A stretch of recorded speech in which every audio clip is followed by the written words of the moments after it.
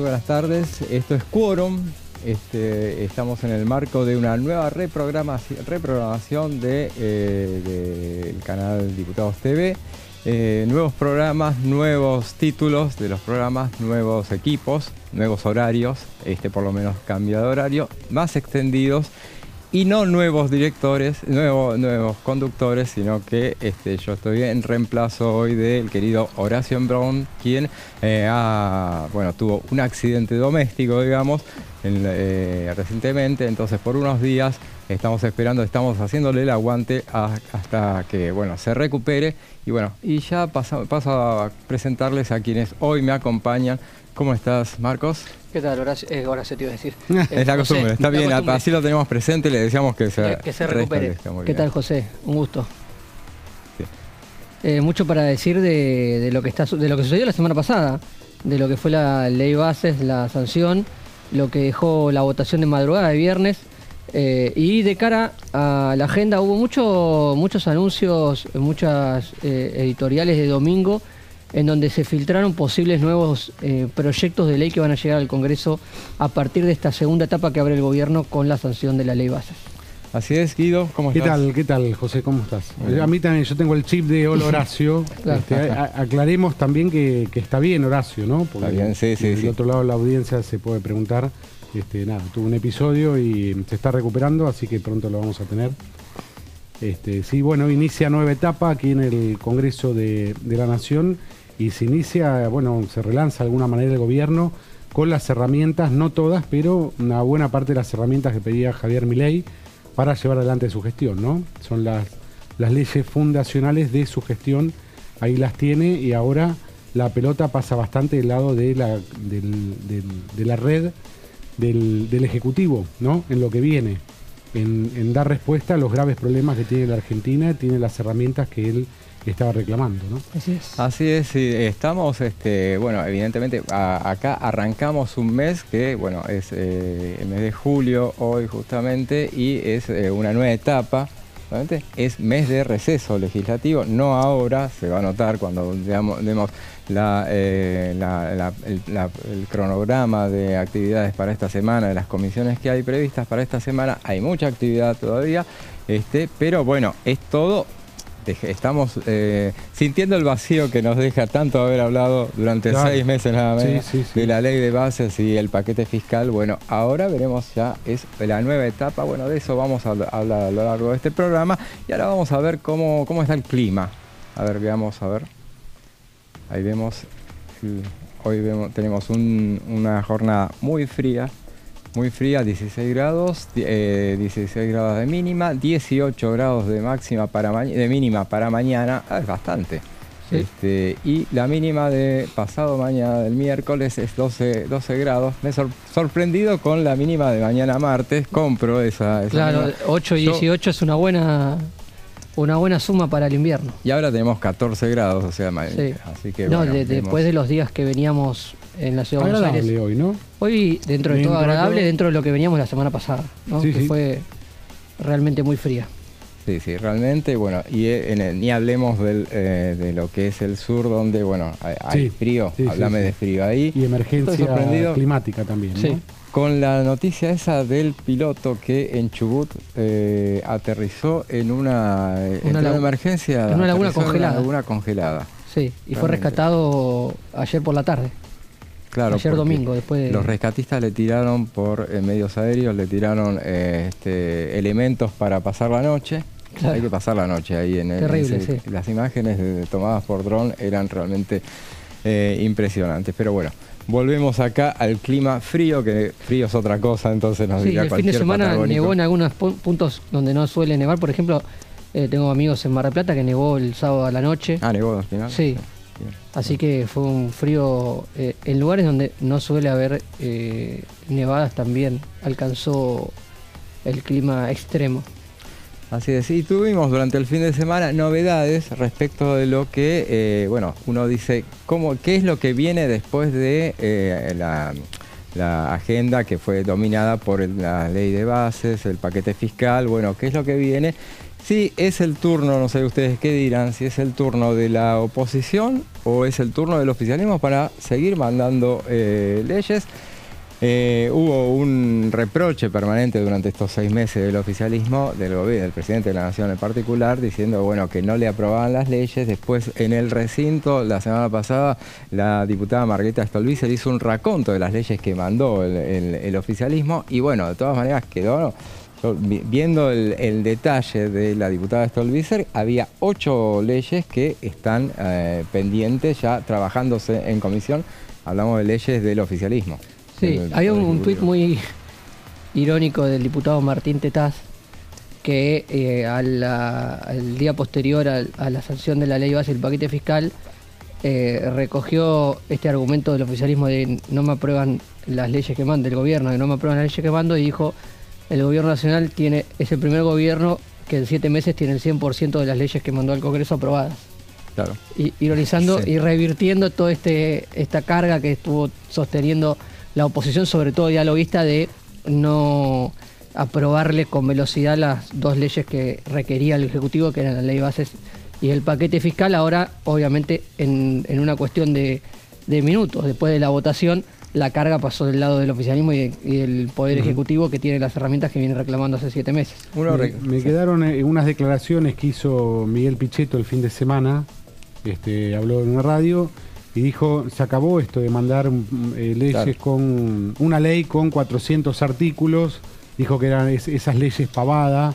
Abrió un poco el paraguas con el tema de Sturzenegger y la llegada de Sturzenegger al gabinete, con quien Pichetto, tanto con Caputo como con Sturzenegger, nunca ha tenido buen vínculo, y sospecha que quizás Sturzenegger llega con ánimos de mandar algún paquete de leyes o algo por el estilo, pero como sea, Pichetto advirtió que ya no hay margen para discutir una ley ómnibus o una ley Bondi, ¿no? Claro. Una ley combi, bank, ¿te acordás cómo había ido cambiando? Que ahora, si se manda algún proyecto el Ejecutivo, mandar ley por ley, que se debate a disposición. Va a chocar entonces, una de las primeras medidas que quiere implementar, sí, Sturzenegger, va a chocar con esta idea de Pichetto entonces. Claro, a mí me vas a acordar, Pichetto, a lo que decía el que tuvo tanto protagonismo en los tiempos de Cambiemos. Recordemos que Cambiemos no hubiera tenido chances de gobernar si no hubiera tenido a alguien como Pichetto en el Senado, que era quien había tomado la decisión de, bueno, de darle gobernabilidad, de no hacer bloqueos. Eso no implicaba que todas las leyes pasaran. Por ejemplo, reforma laboral no pasó por el Senado. El tema de la boleta única, que ahora vamos a hablar de boleta única, tampoco pasó por el Senado. Pero Pichetto le dio las posibilidades de estar abierto. Nombró jueces de la Corte el gobierno también. Por ejemplo, dos jueces de la Corte, que es un poco lo que viene ahora también. Habría que decir que de los últimos gobiernos, es decir, ningún gobierno, ningún presidente, tampoco Milei, puede quejarse de un obstruccionismo del Parlamento, ¿no? No, realmente. Como dice José, algunas cosas no pasaron, pero bueno, es la función del Parlamento, hay 3 poderes. Algunas cosas también la justicia objeta, claro, pero ningún presidente puede decir que no pudo gobernar por el Parlamento. No, a Alberto Fernández se le rechazó un presupuesto. Sí, también. Sí, pero casi pidió a gritos que se lo rechazara. Pero no le condicionó claro, el normal funcionamiento del gobierno al año siguiente. Gobernó con el presupuesto prorrogado, tampoco fue algo que lo complicó demasiado. Acá también estamos con un presupuesto prorrogado, ¿no? Claro, en este momento. Veremos ahora, porque en los próximos días el debate que viene es el debate del presupuesto. Y de ese tema, entre otros, vamos a hablar ahora con nuestro próximo entrevistado. Nos vamos para la provincia de Santa Fe.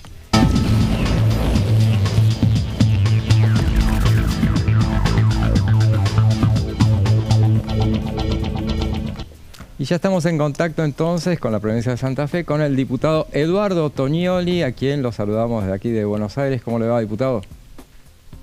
¿Qué tal? ¿Cómo andan? Buen día, buen mediodía ya. Muy bien, muy bien. Y bueno, expectantes respecto de lo que empieza ahora esta nueva etapa que se abre. ¿A usted cree que es una nueva etapa la que se abre a partir de el punto de inflexión que significó las 2 primeras leyes aprobadas para el oficialismo? ¿Qué es lo que viene ahora?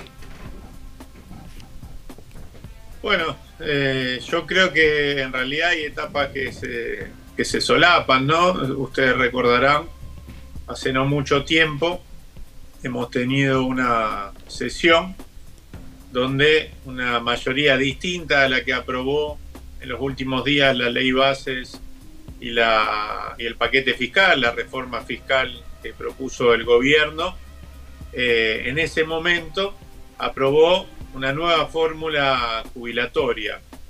Esto que generó una especie de escándalo en los funcionarios del gobierno, que generó una noche de furia en el mismo presidente de la Nación, que se dedicó a hacer lo que hace durante la noche, que es tuitear compulsivamente, pero en este caso con los diputados y diputadas como objeto de su enojo. Bueno, no es más que una dinámica que el Parlamento adoptó parcialmente, tengo que decirlo, desde hace un tiempo para acá, producto de la movilización de los trabajadores, producto de la movilización de los estudiantes, producto de distintas movilizaciones de sectores de la sociedad civil reclamando, frente a lo que todas luces es ya no una política de ajuste exclusivamente, sino de transferencia de recursos de los sectores asalariados, de los sectores que requieren, que necesitan de la inversión estatal para poder desarrollarse, para poder realizarse, a sectores de la actividad económica más concentrada, ¿no? Dicho esto, uno espera que el Congreso inaugure una etapa que sea continuidad de aquella decisión, de más allá de la decisión del gobierno, responder a las demandas de la sociedad, ¿no? Claro. Diputado, usted recién hablábamos del presupuesto y usted es miembro de la Comisión de Presupuesto. Entonces, ¿qué expectativa tiene con cómo cree que va a ser el debate de cara a lo que se inicia a partir de esto? Ya estamos prácticamente en las puertas de septiembre, la presentación del presupuesto. No soy integrante de la Comisión de Presupuesto, integro 7 comisiones, ninguna de ellas es la de presupuesto. Lo tenía como que sí, pero bueno, no importa, igualmente. No, porque sí, en las últimas reuniones conjuntas hice algún reemplazo de algún diputado o diputada de mi bloque en la Comisión de Presupuesto, y además integro la legislación general, y veníamos funcionando ante el tratamiento de la ley bases en reuniones conjuntas, ¿no? Sí. Lo que espero es, no espero demasiado distinto a lo que viene haciendo el gobierno. El presupuesto es en todo caso una radiografía de las políticas públicas que pretende desarrollar una gestión. Y esta gestión, ya solo con la prórroga, quiero hacer una referencia. Ustedes estaban hablando que Alberto Fernández gobernó uno de sus años sin presupuesto, y esta gestión también. Lo que pasa es que esta gestión fue por decisión propia, ¿no? En el caso de Alberto Fernández fue porque la oposición se lo negó en su momento. Este gobierno viene con el presupuesto prorrogado y viene mostrando, por un lado, su comodidad con esa situación. De hecho, fue por decisión propia que gobernó con presupuesto prorrogado, y además con un bajísimo cumplimiento de inversión, de las metas de inversión, incluso de ese presupuesto del año anterior. Entonces, ¿uno qué espera para lo que viene? Algo similar a lo que está sucediendo en la foto de la Argentina de hoy. Una baja sustancial y sostenida de la inversión pública en todo lo que tiene que ver con el accionar del Estado en función de las necesidades de los sectores más postergados, que son los que en general más necesitan de la intervención del Estado, y un direccionamiento de los recursos públicos a pagar lo que, por ejemplo, en esta gestión se está pagando de manera quizás inédita si comparamos con otras gestiones, que son los pagos de la deuda, ¿no es cierto?, de intereses de la deuda. Entonces, no, por supuesto no puedo dar mayores detalles de algo que todavía no conocemos, pero uno intuye, en función de quiénes son los que van a confeccionar el presupuesto, hacia dónde van a ir, ¿no? Así es. Diputado, uno de los temas que se viene agitando bastante en lo que va del año por parte de la Cámara de Diputados es el tema de la ludopatía, los juegos de azar. Y usted es autor de uno de los proyectos que se están analizando en la actualidad. Sí, yo presenté a principios de este año y luego de un trabajo de legislación comparada, un proyecto que lo que promueve es básicamente restringir la publicidad de plataformas de apuestas online, ya sea juegos de azar o apuestas deportivas online, ¿no? A partir de un diagnóstico. Nosotros hace más de un año y medio, en nuestras habituales recorridas por la provincia de Santa Fe, reuniones, actividades junto a instituciones intermedias de la sociedad civil, pero también en instituciones educativas, tanto públicas como privadas, nos encontramos que ahí donde transite un niño, un joven, un adolescente, hay referencias explícitas, ya sea de padres, madres, docentes, tutores, de los mismos jóvenes. Hemos tenido muchas reuniones en el último tiempo con integrantes de centros de estudiantes. De hecho, soy autor de la ley de centros de estudiantes que rige en la provincia de Santa Fe desde hace más de 10 años.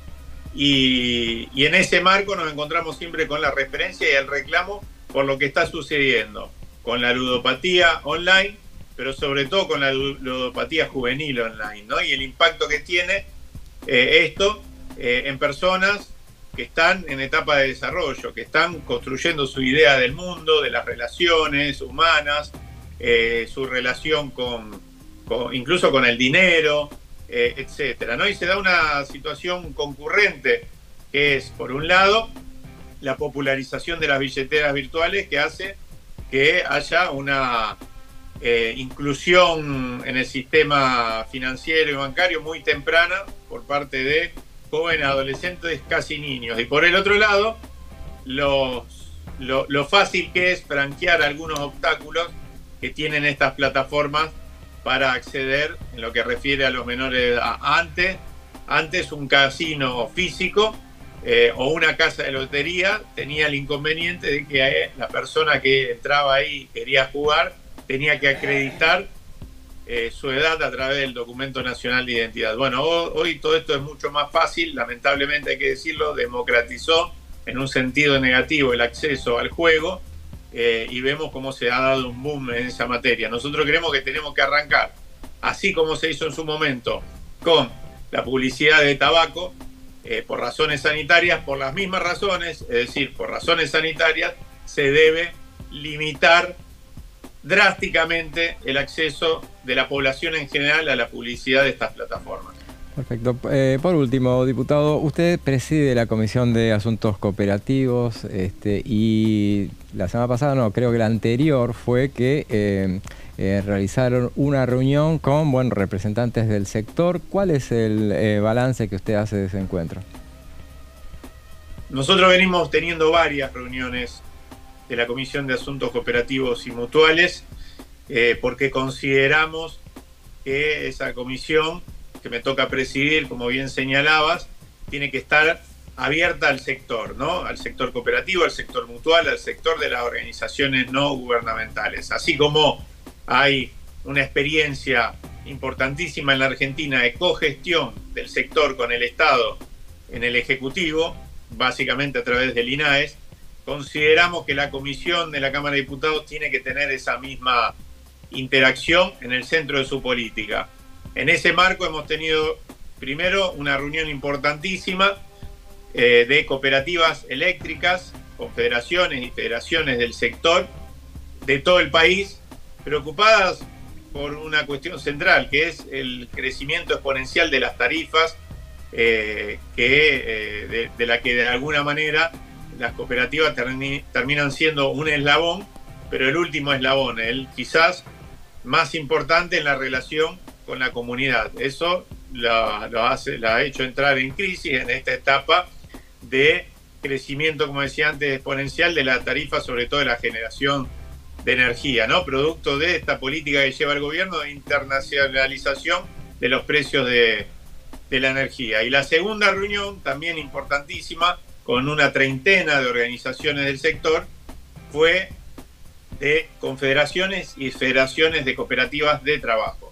También preocupadas, entre otras cosas, por las tarifas de la energía que les impacta, preocupada por la recesión a la que nos ha hecho entrar este gobierno no por impericia, sino por una decisión clara de llevarnos a ese escenario que hace que tengan enormes dificultades para aquellas que producen, vender sus productos, y aquellas que brindan servicios, básicamente poder cobrar por esos servicios.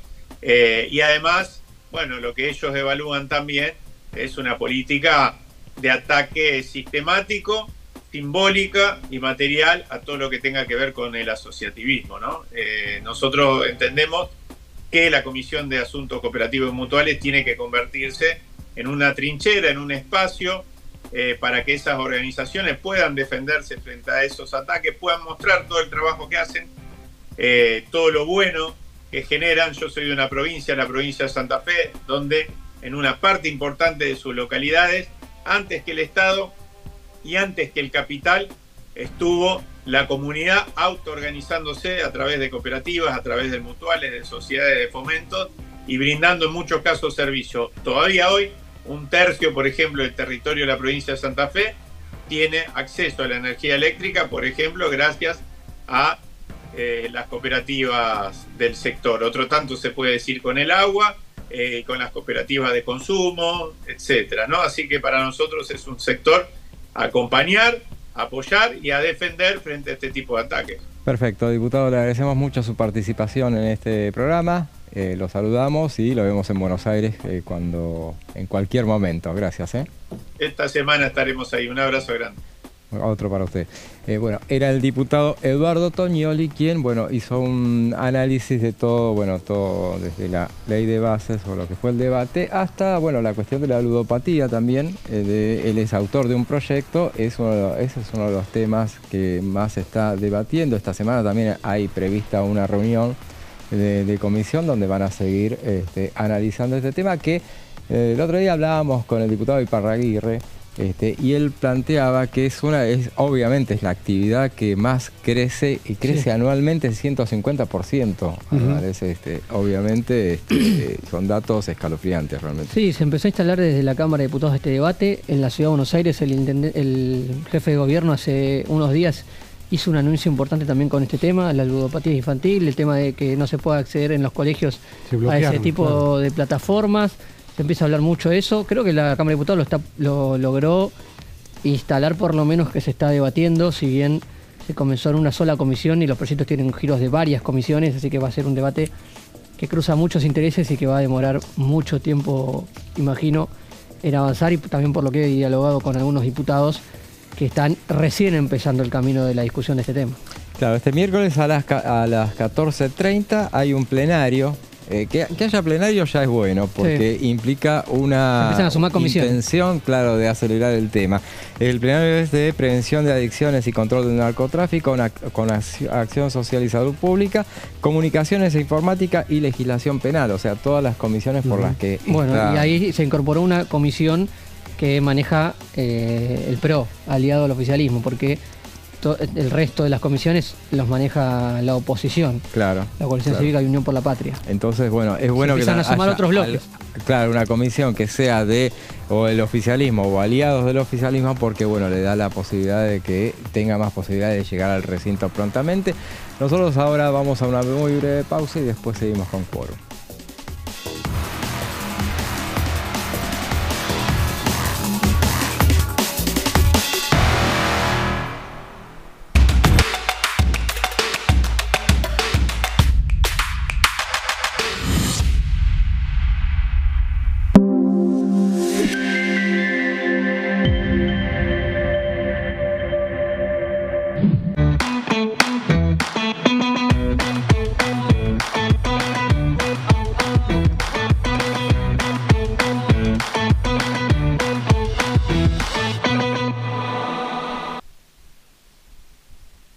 Prevenir dengue, zika y chikungunya. Para prevenir estas enfermedades, evita que el mosquito te pique y no lo críes en tu casa. El mosquito que transmite dengue, zika y chikungunya se cría en recipientes que juntan agua en los hogares.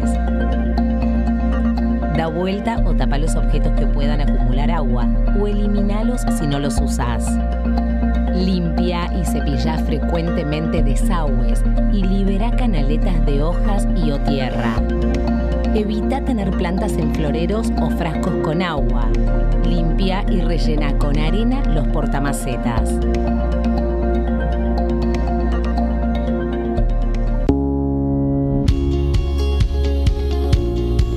La Cámara de Diputados tiene 257 miembros. Los diputados debaten y sancionan leyes que rigen en todo el territorio nacional. Algunas de las más importantes son el presupuesto de gastos generales del Estado, el Código Civil, el Código Penal, la forma en que se rige el trabajo, las jubilaciones, entre tantas otras.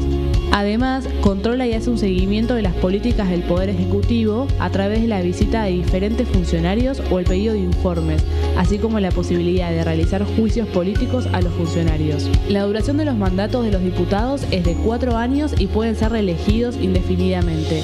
Desde el momento en que asumen y hasta el final de su mandato, no pueden ser acusados, interrogados judicialmente, ni molestados por las opiniones o discursos que imitan desempeñando su mandato. Son requisitos para ser diputado tener al menos 25 años, 4 años de ciudadanía argentina y haber nacido en la provincia por la que se postula o haber residido en ella los 2 años precedentes. Se agrupan en bloques que expresan partidos políticos o afinidad ideológica. Existen también los monobloques integrados por un solo diputado.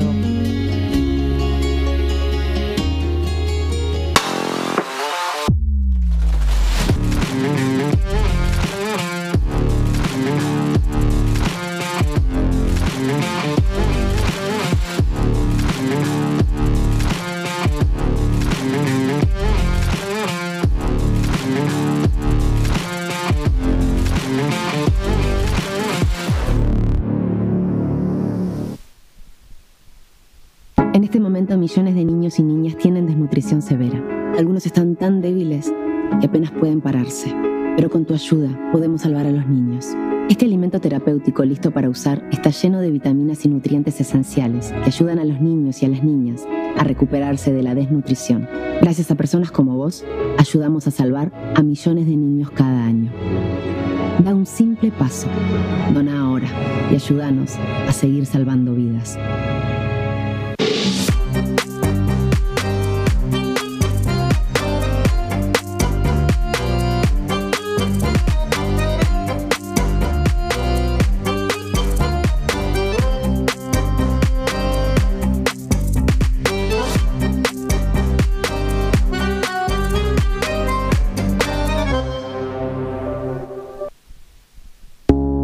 Las sesiones son el espacio donde los diputados debaten proyectos de ley para su aprobación, modificación o desaprobación. En una misma sesión se pueden tratar varios proyectos de ley. Desde el 1 de marzo, cuando el presidente las inaugura, se desarrolla el periodo de sesiones ordinarias. Entre el 1 de diciembre y el 28 de febrero se extiende el periodo de sesiones extraordinarias que solo pueden ser realizadas a pedido del presidente de la Nación. En el recinto, el bloque oficialista se dispone a la derecha del presidente de la Cámara, el bloque opositor mayoritario a la izquierda y en el centro los bloques con menos cantidad de integrantes. En el tratamiento, en general, los diputados tienen 7 minutos y los jefes de bloque entre 20 y 12 minutos conforme al número de legisladores que representen. La sesión es dirigida por el presidente de la Cámara de Diputados, que administra el uso de la palabra y las distintas instancias del funcionamiento. A la izquierda del presidente está el secretario administrativo, a la derecha el secretario parlamentario y debajo de él están los taquígrafos, que registran cada uno de los testimonios.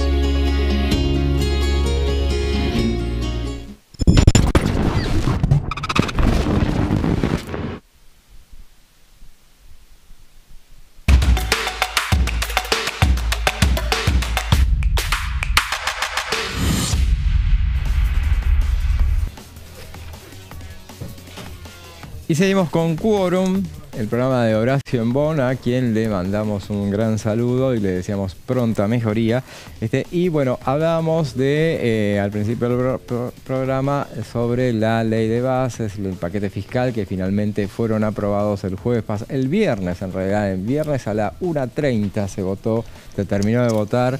En particular fue la votación que hubo, claro. Una votación tipo particular justamente, recordemos fue una votación en la que se hizo una sola votación para ley de bases y 4 votaciones para lo que era el paquete fiscal.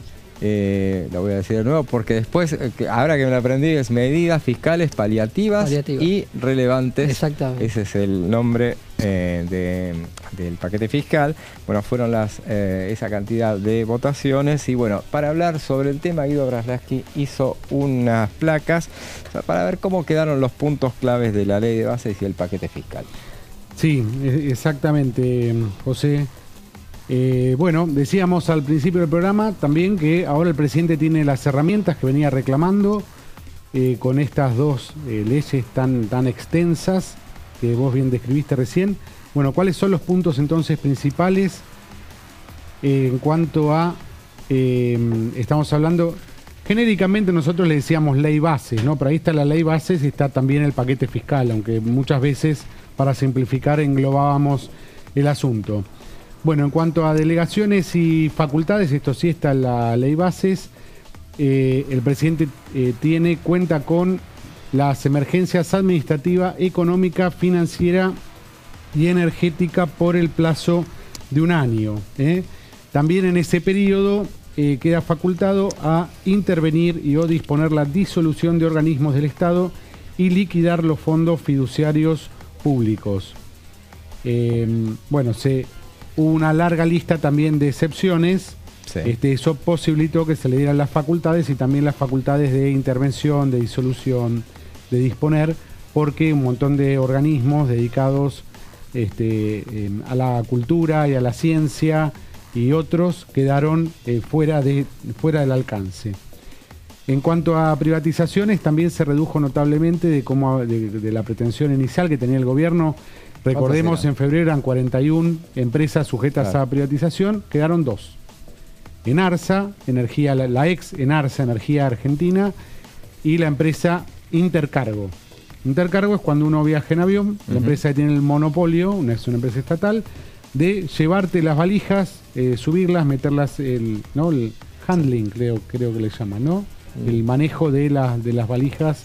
Las ponen en el carrito, las ponen en, ¿cómo se llama? La cinta de distribución. Sí. Eso lo hace una empresa que se llama Intercargo, la única que opera en todos los aeropuertos de la Argentina. Eran 5 en esa tanda de las claro, también total, y se sacaron esas 3. Exactamente, también quedaron reducidas.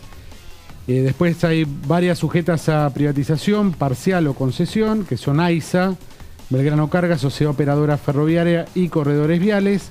Y fuera del paquete, esto fue uno de los debates que llegó hasta el final, Aerolíneas, Correo Argentino y Radio y Televisión Argentina, ¿no? Hay que decir que ahí fue muy importante la posición del bloque de Miguel Ángel Pichetto, porque hasta pocos días antes de que se votara en el recinto, el oficialismo, los voceros del gobierno nacional, se insistían con la idea de retomar el debate por estas 3 privatizaciones y de votar la redacción original. La primera media sanción, digamos. Claro. La versión, insistir desde diputados con la media sanción.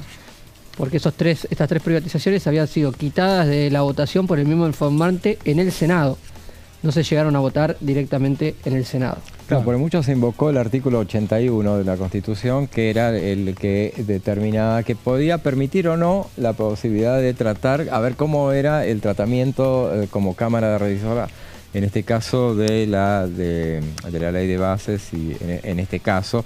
Y recordemos, el artículo 81 dice que la Cámara de Origen podrá, por mayoría absoluta de los presentes, aprobar el proyecto con las adiciones o correcciones introducidas. Esas son las 2 palabras que justamente armaban la polémica, o insistir en la redacción originaria a menos que las adiciones o correcciones las haya realizado la revisora por 2/3 partes de los presentes. Esto lo terminó haciendo la Cámara de Diputados, lo hizo en el paquete fiscal. pero lo que en las cosas en las que hacía hincapié Pichetto era no nos metamos con cosas que no se trataron. Claro. Y en el caso de las privatizaciones no habían sido tratadas, habían sido sacadas antes de la votación en el Senado. Y por ejemplo, el capítulo de la moratoria previsional también había sido sacado en el Senado. Se hizo una distinción entre lo eliminado directamente, que no llegó a la votación en general, y lo que fue rechazado, claro, que se toma en ese caso como modificación. Claro. Entonces se puede insistir, ¿no? Sí. Hubo esa distinción. Sigue abierto ese capítulo porque ayer un gobernador, Ignacio Torres, dijo que analiza judicializar, con los mismos argumentos que objetó Unión por la Patria. Es un dato curioso. Desde el PRO, el gobernador de Chubut dice que están analizando judicializar bajo estos términos del artículo 81. Claro, claro. Yo creo que igualmente en la posibilidad de que tienen en el ámbito judicial son bastante escasas, me parece a mí, por el hecho de que, bueno, si esto terminara llegando, yo creo que en realidad siempre se encuentra algún juez que habilite el freno de la ley. Pero más temprano que tarde va a llegar a la Corte Suprema y me parece que la postura de la Corte es que los problemas de la política los resuelva la política, y este pareciera ser un problema que lo resolvió una mayoría en el Congreso de la Nación. Así es, así es. Sí, yo coincido, es difícil que se meta, el Poder Judicial trata de no meter, cuando hay líos legislativos trata de no meterse, claro, ¿no? Sí.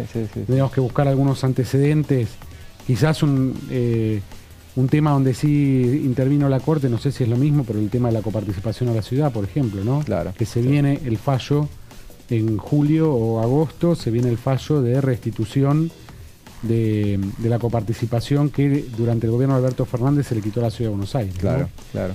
Pero bueno, es un largo camino y son otro tipo de situaciones quizás. Totalmente. Bueno, avanzamos con esto. El RIGI, régimen de incentivo a las grandes inversiones. Las inversiones de 200 millones de dólares o más van a tener beneficios fiscales, aduaneros y cambiarios. Un tema muy importante, van a poder disponer de los dólares para enviarlos al exterior, a sus casas matrices. Claro. Algo que hoy no se puede hacer, ese es uno de los temas del cepo, ¿no? Sí. ¿Por qué alguien va a venir a invertir a la Argentina si después no se puede llevar la plata?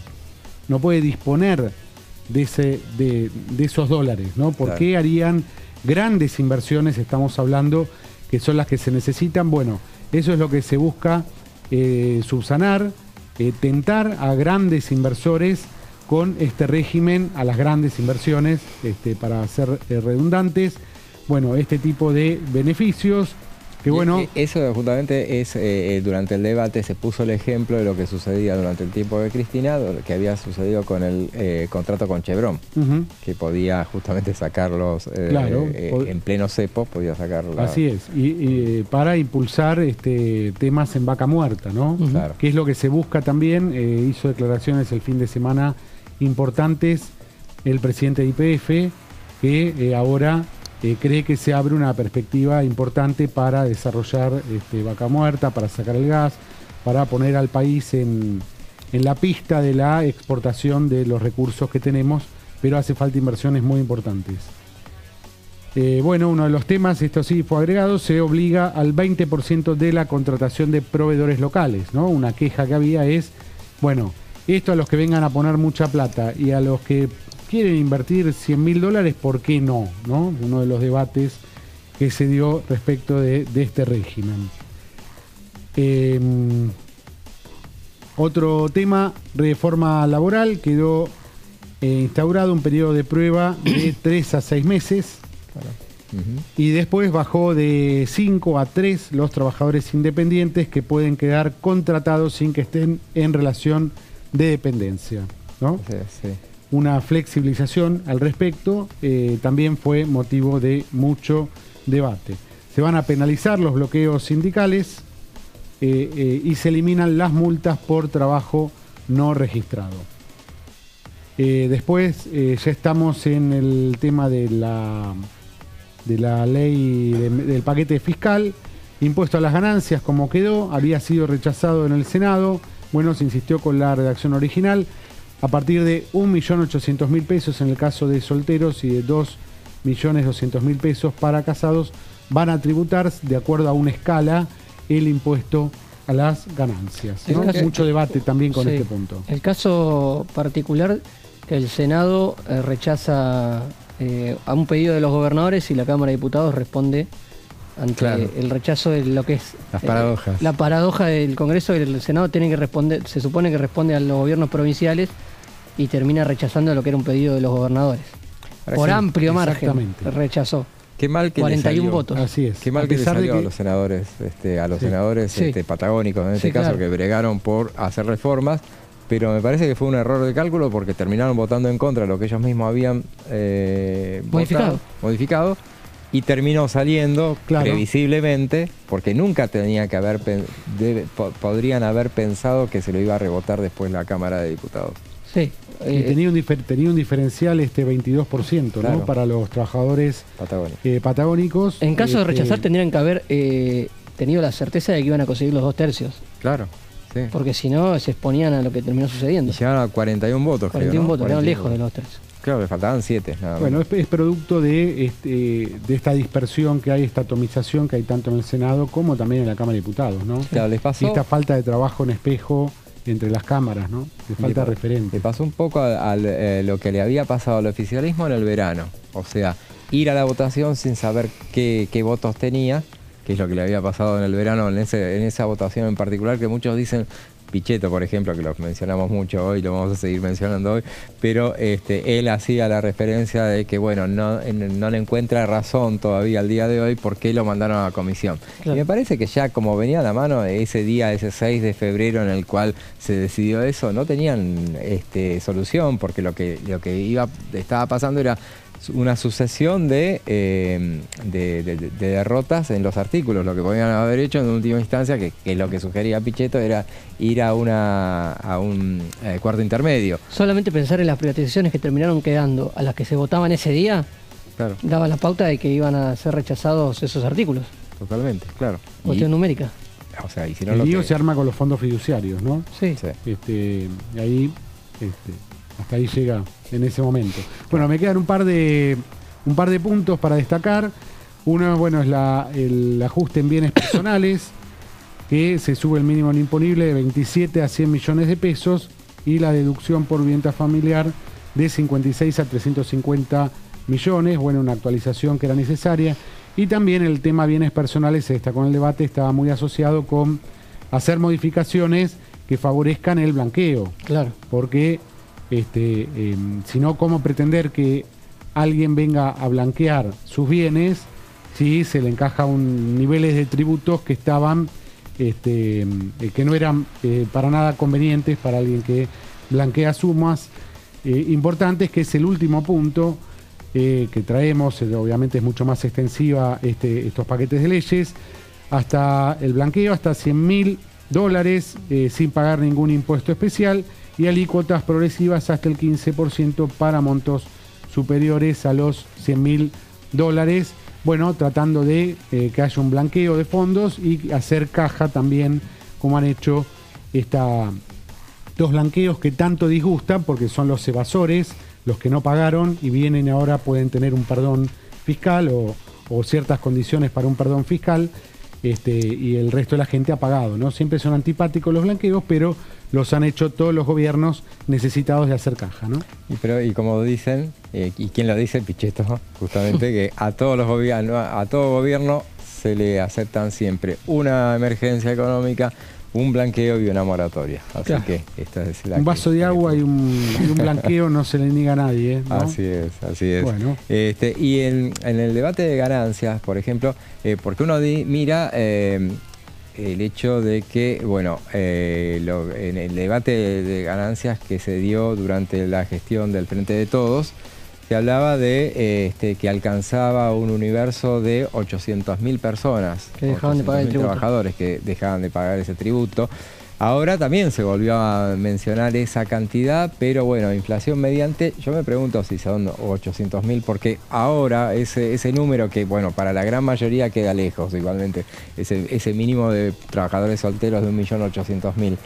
pero bueno, con las paritarias, con la inflación y todo eso, me parece que bueno, los sueldos algunos sueldos han subido, por lo menos, y quedan más cerca de ese piso.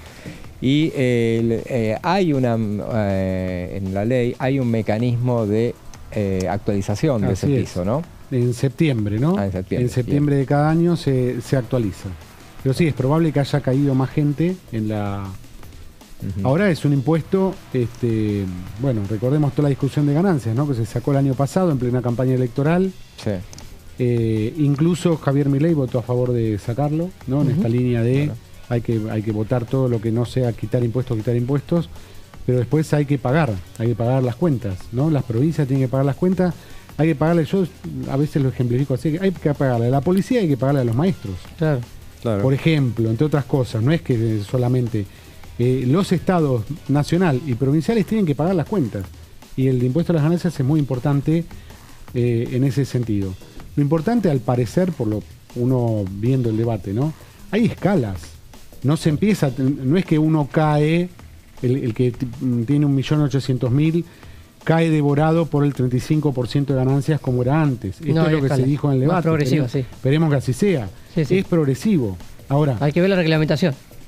Alguien que gana 3 millones de pesos, ¿no debería pagar en este país, con 8 millones de indigentes, impuesto a las ganancias?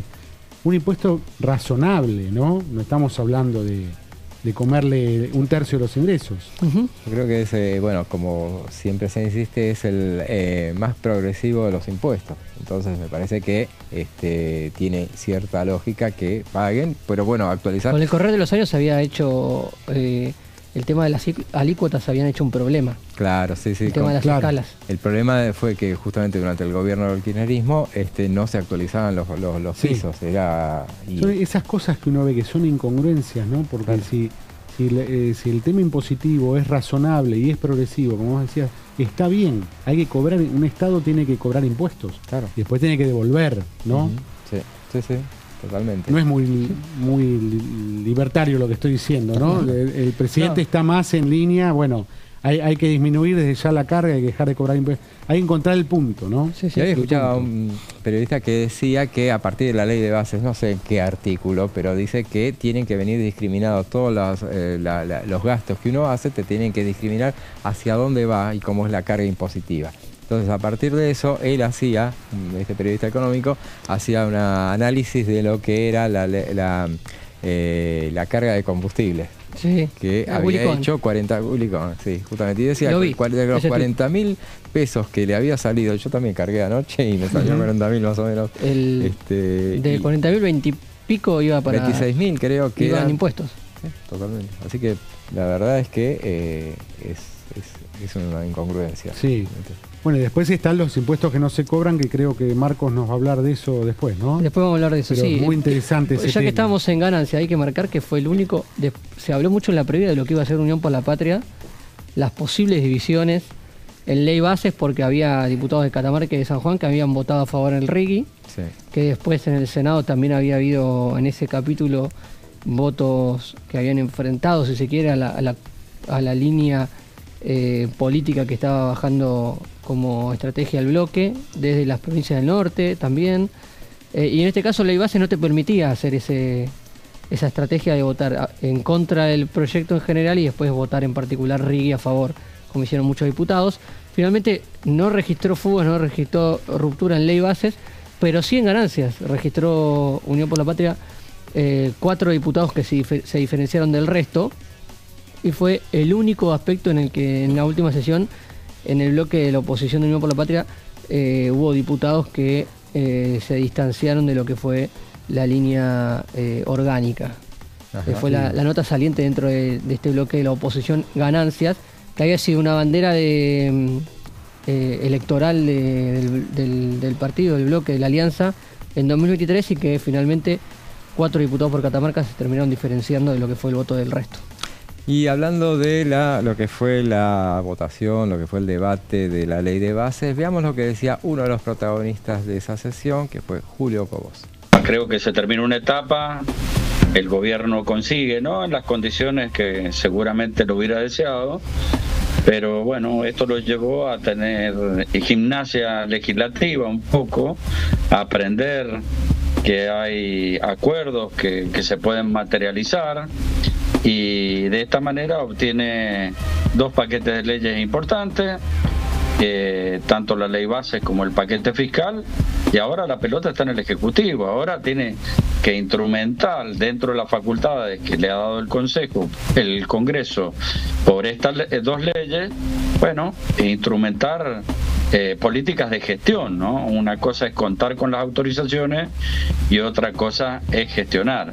Así que viene una nueva etapa para el gobierno y también para la oposición, que hemos estado fundamentalmente abocados a temas del Ejecutivo, porque este conjunto de leyes, bueno, nos ha llevado prácticamente a afectar la máxima atención y ocupación, y ahora también hay una agenda legislativa que van a construir los propios bloques que integran el cuerpo, ¿no? Claro, claro. Así que esto como primera reflexión. Después, como segunda, el gobierno creo que entra también en un punto de inflexión. Ha basado toda su gestión en conseguir superávit fiscal, pero estas cosas, como la ha materializado, como la ha llevado a cabo, requiere que empiece a ver las consecuencias que ha tenido esto en materia de obra pública, solucionar el tema del presupuesto universitario, las cuestiones vinculadas a salud. Hay temas pendientes con las gobernaciones por el tema de caja de jubilaciones. Bueno, hay un montón de áreas que hay que empezar a gestionar, y convengamos que la situación referida o reflejada, mejor dicho, en los parámetros sociales que dan las encuestas, está claro que debemos empezar una etapa de crecimiento y desarrollo para combatir la pobreza que se ha incrementado, para combatir el desempleo que se ha incrementado, para lograr el crecimiento de la economía, dado que el PBI ha caído. Así que bueno, todas estas cosas creo que conllevan al gobierno a abocarse a una segunda etapa. La primera etapa era conseguir los instrumentos que supuestamente el gobierno necesita. Bueno, ya los tiene. Entre el DNU, la ley base y el paquete fiscal, tienen más que suficientes instrumentos para implementar.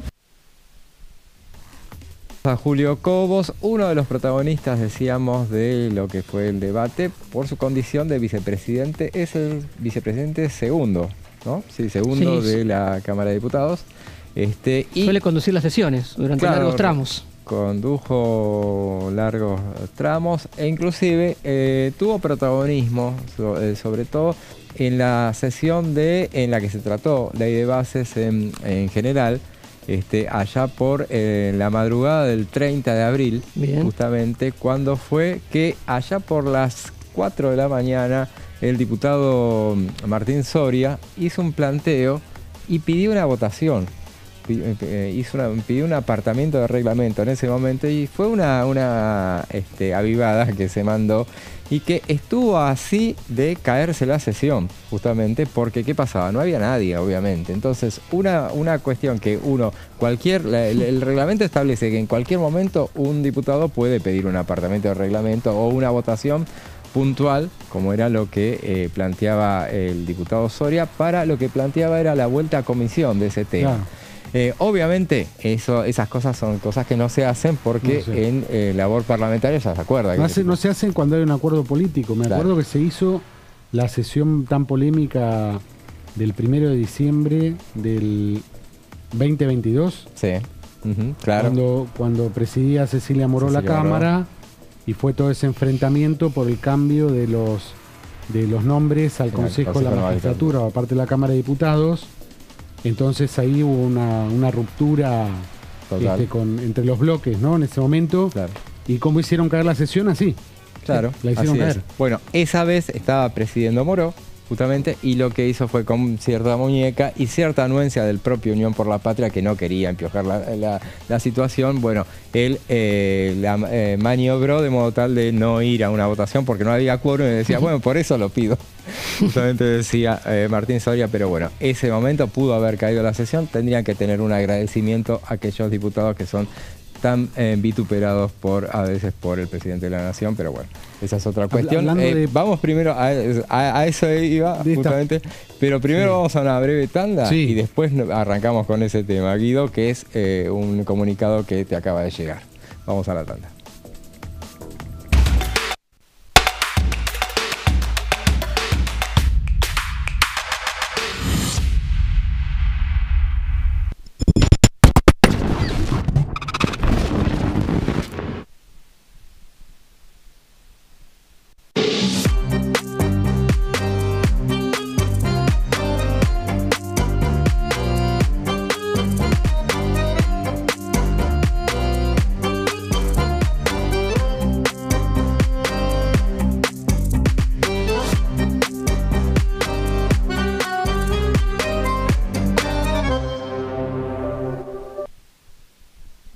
¿Qué diferencia hay entre la Cámara de Diputados y la Cámara de Senadores?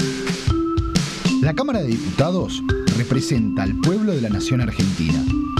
Esto significa que las provincias más grandes y con mayor cantidad de habitantes tienen muchos más diputados que las provincias más pequeñas.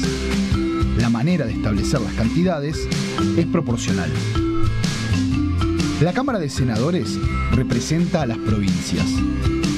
Cada provincia envía 3 senadores al Congreso Nacional. El total de senadores es 72, dado que las provincias argentinas son 24.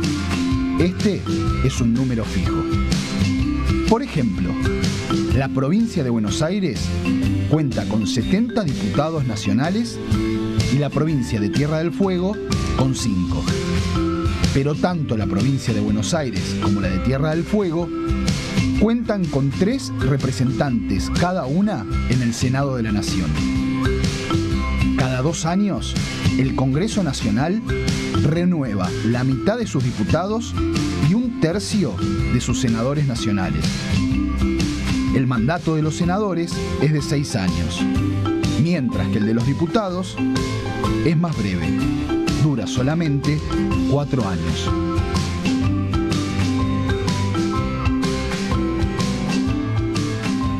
Dengue, Zika y chikungunya. Presta atención a estos síntomas.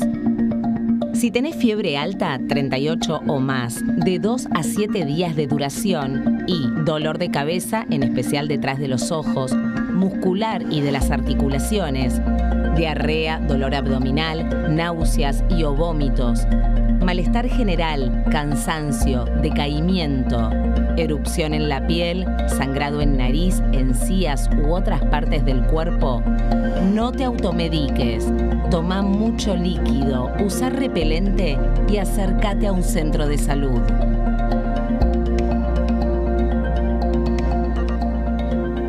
En este momento, millones de niños y niñas tienen desnutrición severa. Algunos están tan débiles que apenas pueden pararse. Pero con tu ayuda podemos salvar a los niños. Este alimento terapéutico listo para usar está lleno de vitaminas y nutrientes esenciales que ayudan a los niños y a las niñas a recuperarse de la desnutrición. Gracias a personas como vos, ayudamos a salvar a millones de niños cada año. Da un simple paso. Dona ahora y ayúdanos a seguir salvando vidas.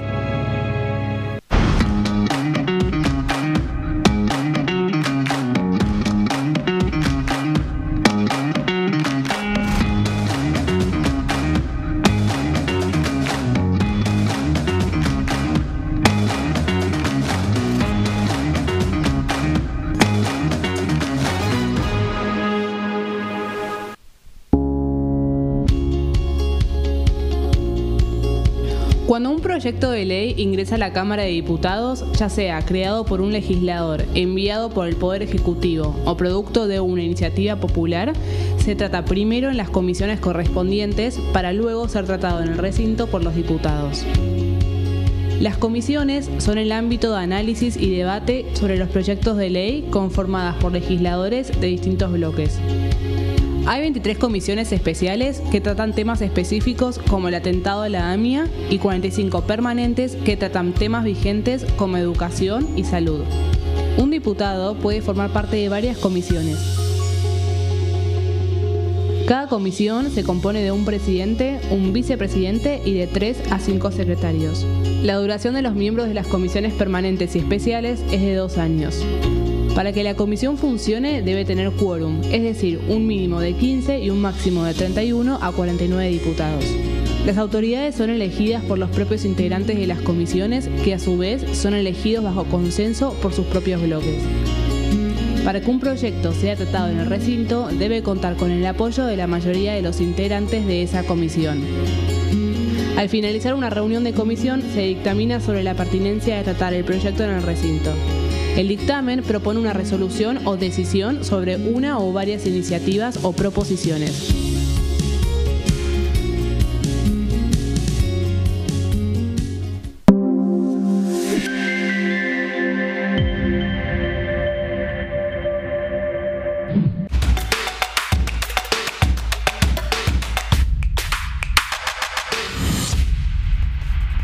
Y seguimos con quórum y bueno, en el bloque anterior habíamos dejado pendiente un comunicado que había recibido Guido Braslavsky.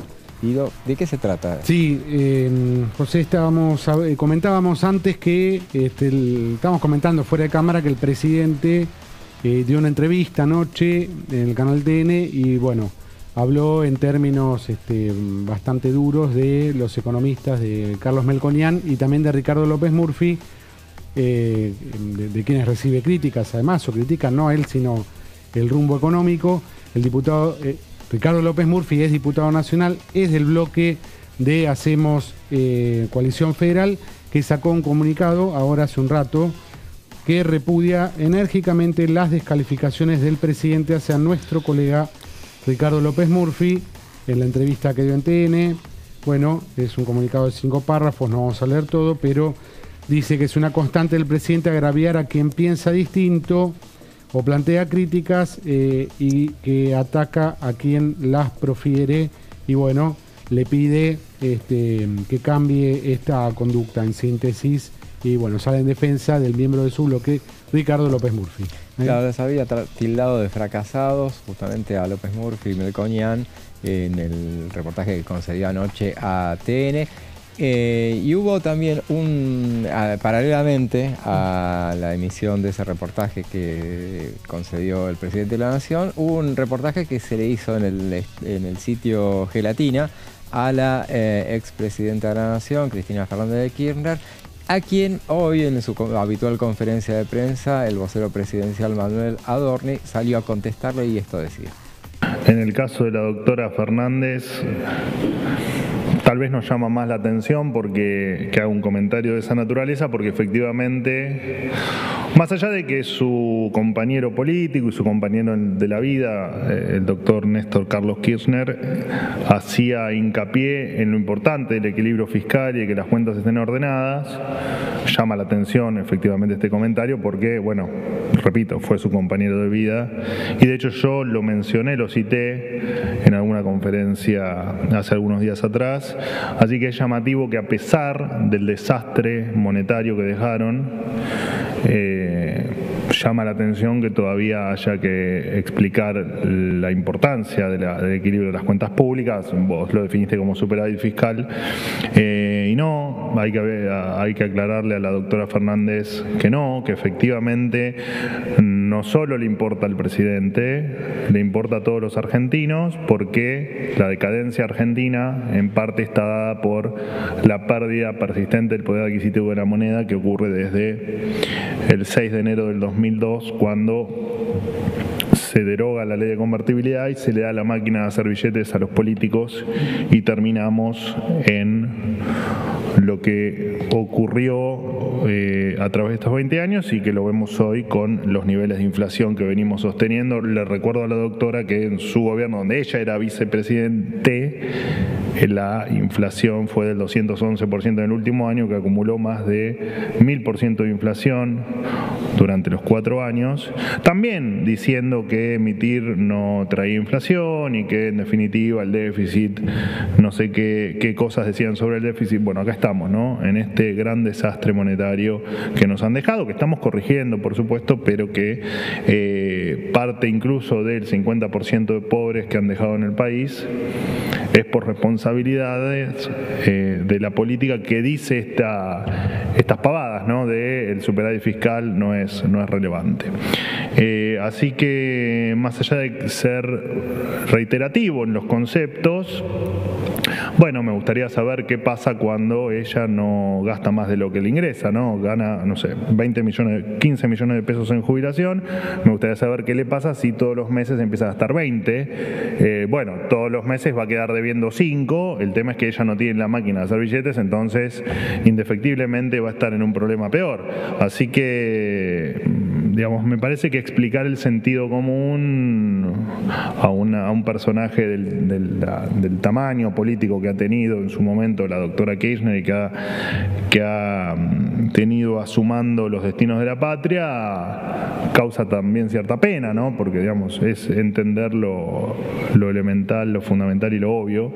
Pero bueno, no importa, en definitiva no importa lo que ella crea, lo que sí importa es lo que nosotros creemos. Y nosotros creemos que las cuentas públicas se tienen que sostener de manera equilibrada. No vamos a gastar más de lo que tenemos. Nuestro objetivo es reducir impuestos, no subirlos. Y nuestro objetivo es terminar con la inflación, no aumentarla.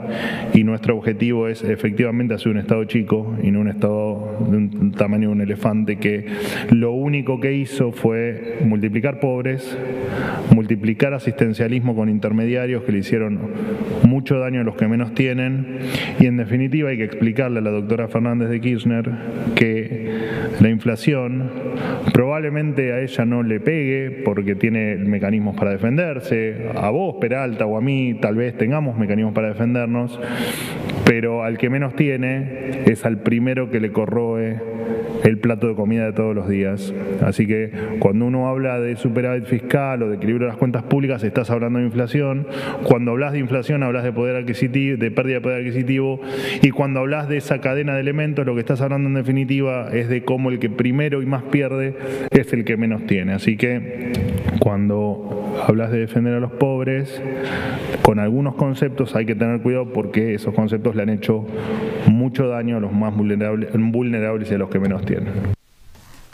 Le escuchábamos al vocero presidencial Manuel Adorni hablando además de su rol de vocero, de su rol de economista, porque le contestaba a propósito de los dichos de Cristina Fernández de Kirchner, que habló del déficit fiscal, insistió con aquello de que no es el causante de la inflación. Lo hizo en ese reportaje que concedió anoche, o que se difundió anoche en el sitio Gelatina, donde habló también, se despachó muy dura contra el RIGI, que hablamos en la primera parte, en el bloque anterior, lo comentaba Guido, que contaba lo que había sido la ley de bases. Y otro de los temas que fue, ella no habló particularmente de esa cuestión, pero sí fue el eje central de lo que resultó ser el debate del paquete fiscal, fue la cuestión de ganancias. Sobre ese tema nos va a hablar Marcos. Sí, sobre gastos tributarios vamos a hablar. Es uno de los, Guido nos habló de los temas que quedaron dentro de ley bases y paquete fiscal.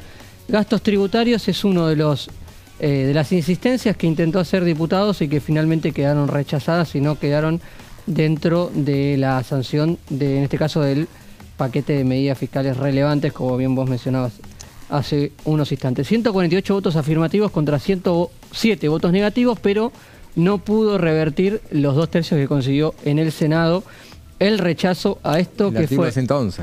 ¿no? El artículo 111. Exactamente, el artículo 111, que no llegó a los 2/3 en la Cámara de Diputados y por eso salió negativa la votación a pesar de la cantidad de votos afirmativos que cosechó. En el Senado fue rechazado y había sido un artículo incorporado a último momento en la media sanción en el recinto a propuesta de Nicolás Massot, diputado del bloque Hacemos Coalición Federal, por eso quedó casi a la cola del paquete fiscal en el artículo 111. De los 107 votos negativos tenemos a la totalidad de Unión por la Patria, que advirtió que prepara un informe y un proyecto propio para agosto con el tema de gastos tributarios. La totalidad de la izquierda, un diputado de la Libertad Avanza, Santiago Pauli, de Tierra del Fuego, Claro. un diputado del PRO, Héctor Estefani, de Tierra del Fuego, y un diputado de Hacemos Coalición Federal, que es Jorge Ávila, de Chubut. Estos 8 diputados más los 99 de Unión por la Patria explican los 107 votos negativos que impidieron y bloquearon los 2/3 en el recinto. Fue un pedido del propio bloque de la coalición cívica, que tiene un proyecto por el tema de Tierra del Fuego, el régimen de promoción de Tierra del Fuego, que pidió expresamente que se votara por separado esta insistencia, y finalmente fue el único tema que salió rechazado en la última sesión. Claro, a pesar de que lo votaron a favor. Del jueves, exactamente. A pesar de que hubo mayoría de votos a favor, salió rechazado porque no pudo revertir los 2/3 que se había conseguido en el Senado. Pero ¿Qué decía este artículo 111? Son sintomáticos los votos fueguinos. Fueguinos. Claro, obviamente. Pero en el Senado recolectó un apoyo del resto de las provincias. Claro. Mayoritario. ¿Qué decía el artículo 111? Plazo de 60 días para el Poder Ejecutivo que proponga eliminación de gastos tributarios. Ni siquiera era algo que iba a quedar vigente desde la sanción, sino que le iba a dar un plazo al Poder Ejecutivo para que envíe un informe con los gastos que se comprometía a retirar el Poder Ejecutivo, y volvía a ser tratado por la Cámara de Diputados. Tenía ahí una segunda chance de discutirse el tema de los gastos tributarios. Vamos con la última placa. Se le exigía al Poder Ejecutivo Nacional establecer un recorte de hasta 2 puntos del PBI. El gobierno debía decir entre los 32 regímenes especiales vigentes cuál había que dejar sin efecto, y traje un poco un salteado de cómo es la situación actual en cuanto a estos temas de gastos tributarios. El 73% se refiere a excepciones impositivas y el 27% se explica con regímenes de promoción especiales. Es de donde entra el régimen de Tierra del Fuego. De esto, el 57% corre por cuenta de Nación y el otro 43% por las provincias. 3 impuestos son los que más pérdida dan con estas exenciones: IVA, ganancias y el impuesto a los combustibles, que hablábamos hace un rato. Y claramente el régimen, esto me estoy basando en un informe del Instituto Argentino de Análisis Fiscal, el régimen de promoción de Tierra del Fuego equivale al 0,35% del Producto Bruto Interno, lo que deja de recaudar el Fisco Nacional con la vigencia de este registro, que hay un bloque como la coalición cívica que exige discutir su vigencia. También muchos diputados de otros bloques y otras provincias lo mencionan, pero no solamente tiene el apoyo de Tierra del Fuego la vigencia de estos regímenes especiales, sino que también muchas otras provincias que tienen otros regímenes se apoyan en el caso de Tierra del Fuego también para bloquear que avancen. La Rioja también tiene sus regímenes especiales. Hay industrias particulares que tienen beneficios. La industria del conocimiento tiene su propia ley sancionada hace no mucho tiempo. Y bueno, el gasto tributario siempre está con proyectos de algunos diputados sobrevolando alguna discusión. Se logró colar en la ley bases en el recinto, en el paquete fiscal y en la discusión de la ley bases en el recinto, pero el Senado puso un tope y un bloqueo que por los números alcanzados va a ser difícil que se pueda avanzar. Habrá que ver si cambia sustancialmente lo que votó en el Senado en este tiempo, pero es un límite que ha puesto la Cámara Alta para lo que se pueda producir desde la Cámara de Diputados.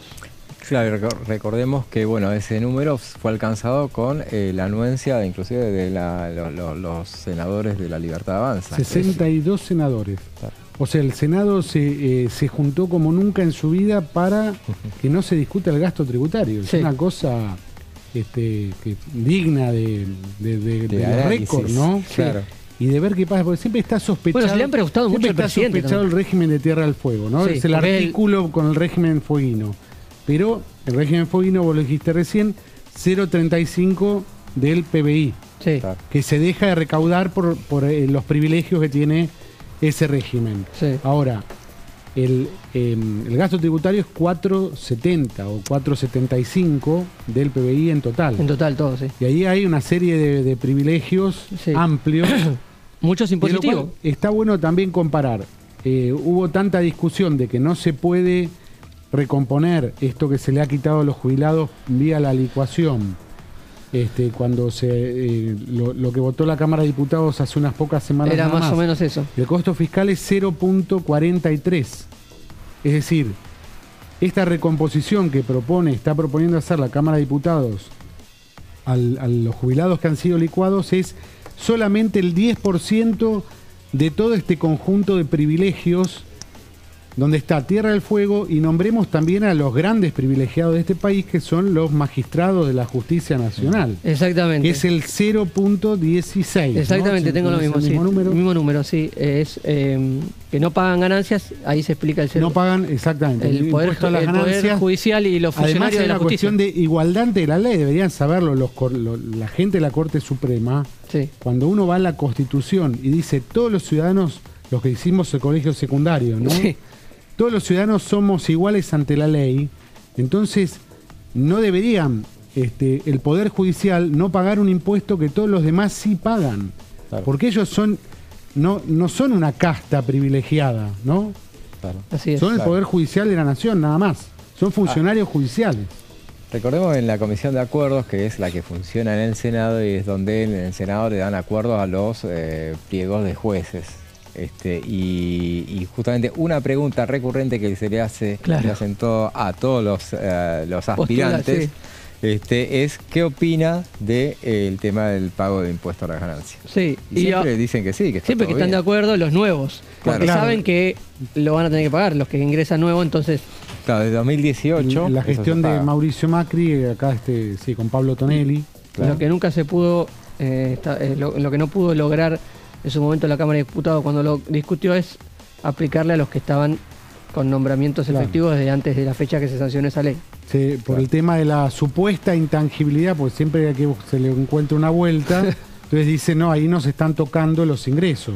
Claro. Sí. Entonces, para no judicializarlo, donde se tienen todas las de perder, porque ahí se van a juntar todos los de primera instancia, los del Tribunal de Alzada de segunda instancia, la Corte Suprema, la Corte Suprema Planetaria, del Cosmos, todos se van a juntar para voltear si se hace una ley donde somos todos iguales ante la ley, ¿no? Así es. Sí. Bueno, pero eso será un tema que será muy recurrente y volveremos a hablarlo todo el tiempo. Pero no está de más recordarlo, ¿no? Es muy interesante el tema de gasto tributario que se debería... No dejó de ser un intento por dejar expuesto a aquellos que votaron de manera negativa y que impidieron que quede establecido este artículo 111, pues sabían que era muy difícil conseguir los 2 tercios teniendo en cuenta lo que se había votado en el Senado. De todas maneras, muchos bloques insistieron con hacer esa votación en particular puntualmente para que se dieran estos números. Y Unión por la Patria tuvo la precaución de al menos votar en contra, prometiendo que en agosto iba a presentar un proyecto para discutir también su idea de reducción de gastos tributarios, que en su momento lo hizo Sergio Massa siendo ministro de Economía, pero que tampoco siendo oficialismo lo impulsó demasiado ese debate en ese momento al frente de todos, y quedó en la nada también esa separata que envió Sergio Massa en su momento. Ahí estaba. En la separata estaba el 0,33 era más o menos de Tierra del Fuego, del régimen fueguino, 0,16 de impuesto a las ganancias de los jueces y 0,11 de asociaciones civiles, mutuales, etcétera, también que tienen exenciones tributarias. Si uno suma todo eso es medio punto del PBI, medio punto del PBI, ¿no? Exactamente. Una partecita. Se utilizó como argumento para quitar ganancias, claro, y compensarlo con ese tipo de discusión, pero no se activó realmente nunca, ni siquiera llegó a tratarse en comisiones. Recordemos, hay un proyecto de la coalición cívica que tiene un año y pico, 2 años, donde ellos dicen, según la coalición cívica, obviamente después sale toda la política fueguina y dice que no, primero que pagamos los celulares, las computadoras, todo lo que pagamos más caro es porque van todos los componentes a Tierra del Fuego, y ahí están las 2 grandes armadoras. Una de las empresas es de Nicolás Caputo, el primo de Macri, y otra es del empresario Chernájovský, que era muy hace afín muy poco hizo una entrevista, ¿no? Hizo una entrevista hace muy poco, Newsan, es la empresa. Newsan, claro. Exactamente. Hizo una entrevista en un podcast hace muy poquito, yo no lo conocía, y explicó esta cuestión del régimen especial y por qué se ensambla en Tierra del Fuego. Lo explicó el empresario. Es interesante su posición, obviamente, defendiendo a las empresas de las cuales él es dueño. Según la coalición cívica, el 80% de ese régimen se queda en manos empresarias. Lo que derrama a los trabajadores, porque siempre se pone de argumento, los trabajadores de la industria fueguina es muy poco, y proponía la coalición cívica una eliminación paulatina del régimen en 4 años, ¿no? Ahí quedó.